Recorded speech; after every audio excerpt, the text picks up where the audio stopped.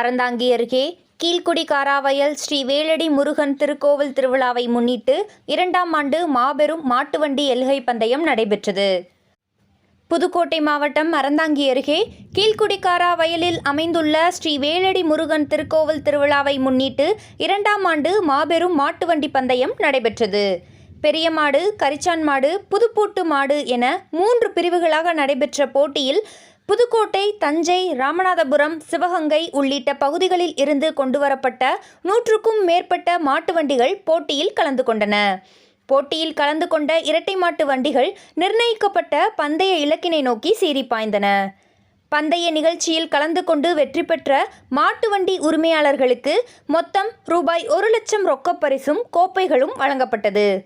பந்தய நிகழ்ச்சியை சாலையின் இருபுறமும் நின்று ஆயிரக்கணக்கானோர் கண்டு ரசித்தனர். நாகுடி காவல்துறையினர் பாதுகாப்பு பணியில் ஈடுபட்டுள்ளனர்.